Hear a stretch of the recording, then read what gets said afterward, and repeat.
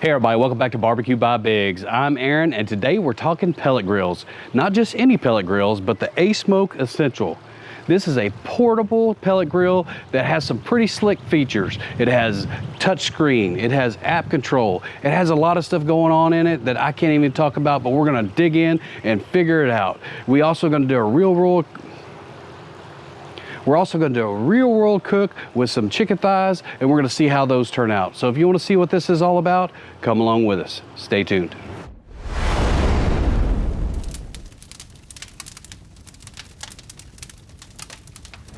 All right, so we got it out of the box and we got it put together. I tell you, one, it was packed very, very good. And two, it was very easy to put together. There was about 14, 15 screws, and all I needed was a number 2 Phillips screwdriver, and I got this thing knocked out in about 10 minutes. So we got it all put together. Let's jump into those features. So this ASMOKE Essential feels really solid. It's got a powder coated finish. The design is great, has a good touch screen. We'll go over that in a minute. Has clips on the side to keep it from opening when you're traveling.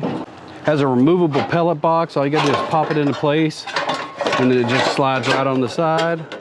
Just slide it right on the side here. All right, that's done. Has a couple other accessories we'll go over in a few minutes. It's got a top rack. It lifts it out real easy. It's got a little C over here. You just put it on the side and it drops right in, keeps it in place. You can leave it in, or if you need more space, you can take it out. Like we discussed, it has these locks where you can lock it on the side if you're traveling to keep it from opening up. And having that removable pellet bin on the side, you can take the pellet bin, you can collapse it, and you can put it in, and you can travel real easy with this thing. Also in the inside, you can remove the grill. It has a searing area. Right here it has slits where it lets the fire come through, so you can do a searing like if you're doing steaks or if you want to finish something off. If you just want to do smoking, you can just slide this right over that, and then you have the smoker without the fire coming through. Very easy to do. You slide back and forth. We'll look inside. There's your burn pot. The surprise is it's battery operated, so you're not tethered to a cord. And if you need to charge that battery, it's a quick USB-C cord. You just plug it in and you can go from 0 charge to fully charged in about a little less than 2 hours. So you have that ability. So if you're out there cooking, this battery lasts about 8 to 10 hours on the cook. So you can get a lot done with this thing. And you know what, if you run out of battery, if you're out in the sticks or if you're out camping or if you're out fishing, whatever you're doing, plug it into a USB-C and it'll get it charged back up for you. Another cool feature is it has the grease runs from the top down to the bottom, and it collects in one of these foil containers. They give you 3 or 4 of them in there. You can get it, pull it out, clean it out, and take care of your grease problems there. So even if you're on the go or you got it on your tailgate, you're not gonna end up with grease all over the place. The other thing that's pretty awesome is that the fire pot is self-clearing, meaning that it burns your pellets and then the ashes drop down. It drops down into this ashtray right here, and then you just take this, dump it out, put it back in. So no taking a vacuum cleaner and having to clean this thing up. So when you're done cooking, you can get it cleared out and get it cleaned up very, very fast. So this tray is for the ASCA technology. The ASCA technology is where you put water in here, and then that water turns into superheated steam, which helps speed up the cook and makes it a whole lot faster when you're smoking. So you just put your water into this pan and it superheats the steam and it makes things go a whole lot faster. And then when you're done, it's real easy to remove, clean. Everything on this thing is geared towards portability.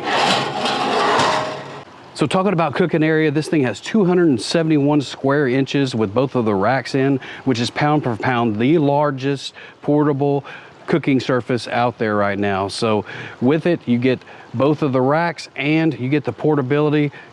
Pound for pound, it wins across the board right now. This ASMOKE Essential is so portable. We spend long days at the baseball field, and sometimes we take a grill or whatever to cook while we're there all day. This thing fits in the back of my car, even with the baseball stuff in there, which is great. And my truck's on the incline right now at 37, 38 pounds. It's still fairly easy to lift this way up there in the back of this truck with no problems.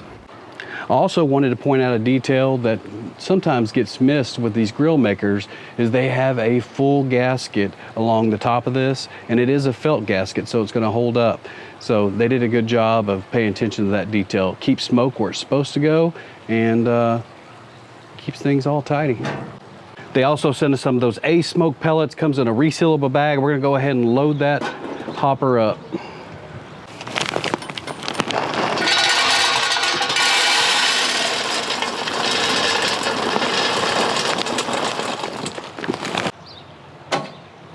A couple things that came in the package. This is a hopper cover. When you take the hopper off, this will slide right down in its place, keeps everything where it needs to be, and makes you a handle. This will slide right in here. That cuts that flow from those pellets off, so you don't make a mess there, so you can lift it up and not have an issue. They also include this piece right here. It's going to go down into your fire pot when you use non-ASMOKE pellets. So if you're using any other kind of pellet, this will need to slide down inside of that fire pot to keep those pellets from falling through, because some of the pellets are a little bit smaller than the ASMOKE pellets, so this is what you need to use. You also get a couple of temperature probes that come with it.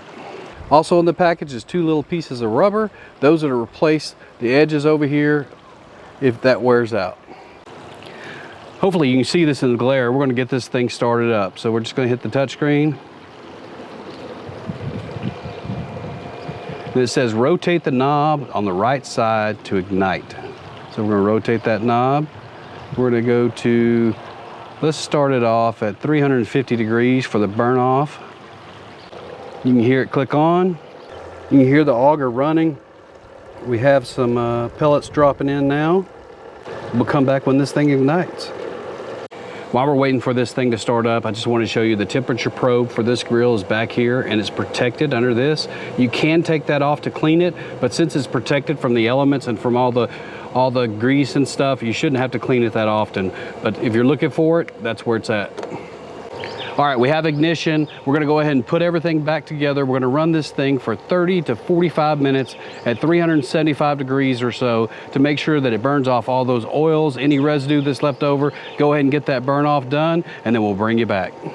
I just wanted to touch on one last thing again. With that felt down here at the bottom, you get no smoke through here, and the smoke is exiting where it's supposed to be. So you don't have smoke all in your face. It comes out of the back like it's supposed to be.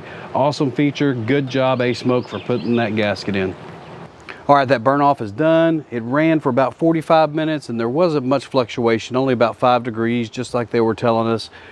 This thing has 2 sensors instead of 1. It's got the dual sensors, and it's got an upgraded PID system, which they say keeps it in that 5-degree range, up or down, once it settles in where it needs to be. We're going to test it again one more time. We're going to do a chicken cook on this thing, and then we're going to taste that chicken, see how it turns out. So let's go.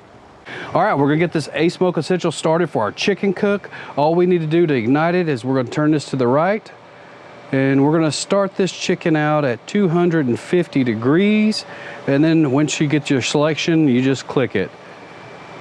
It says takes 5 minutes, no interruptions. We're gonna swipe to ignite it. Don't be alarmed if you look at the battery monitor and it says that the battery is running low. Right here, the battery monitor, that first startup, because it took so long to get all the pellets in there and to get fired up, it took a lot of the battery, but it's still, it doesn't take anything to run it. So it'll still run for 5, 6, 7, 8, 9, 10 hours once that battery gets to half. So don't worry if it gets to half, there is no problems. You're not gonna run out of battery. So once this thing gets going, we'll close it and we'll get that chicken put together.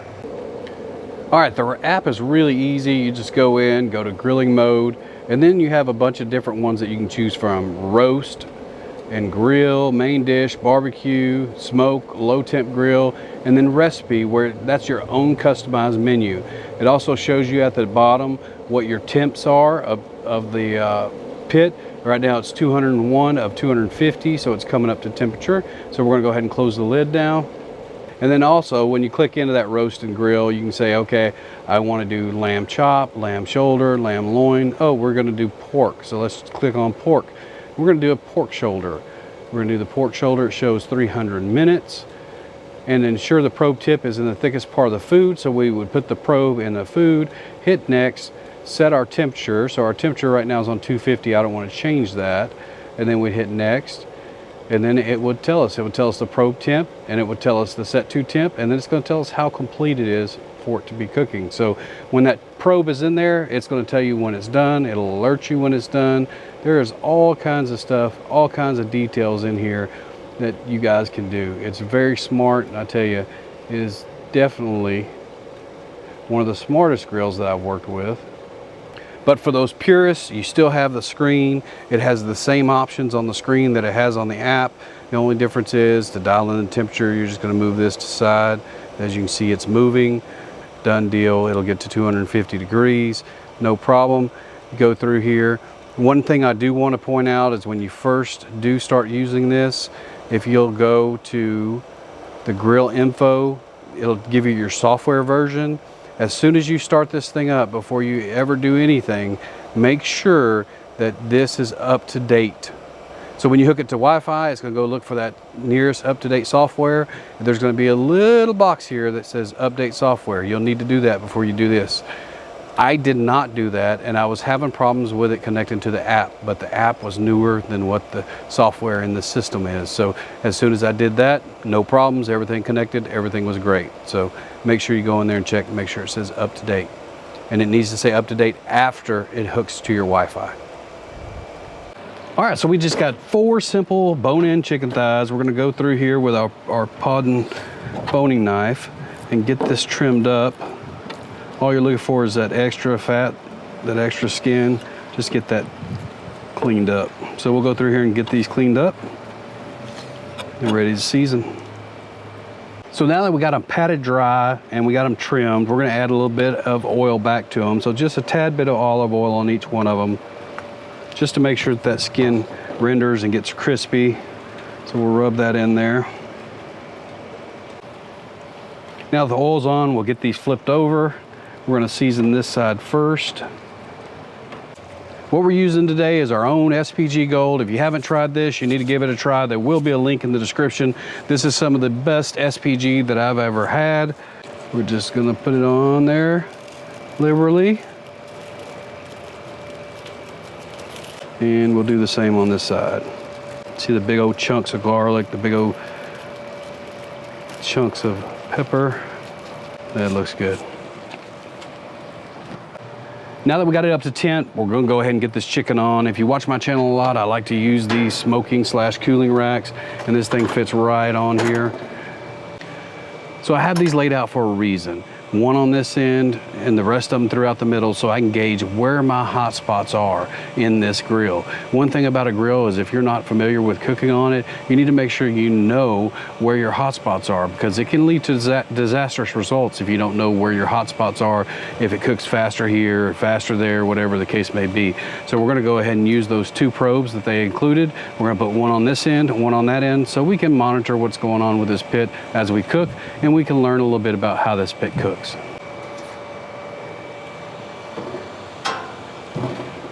So now that we got that chicken on and those probes in there, we're gonna go ahead and cook this at 250 degrees. We'll bring you guys back when we reach 165 internal, then we'll jack up that temperature to 350, 375 to crisp it up and to finish them off. We'll see you all in a minute. So the chicken thighs have been on for about an hour. We're gonna look in on them, see how they're doing. Internal temperature is about 160 degrees. We're gonna go ahead and bump that temperature up to 375 and get these things finished off. All right, let's get in here and see what these things look like. Oh, they're looking good. Let me get you in here closer. Rub set real nice. We'll bump this up to 375, get it finished off, get that skin real crispy. They look good though. All right, we'll just take this dial, we'll bump it up to 375. Right there, show here at the bottom, it's 249 going to 375.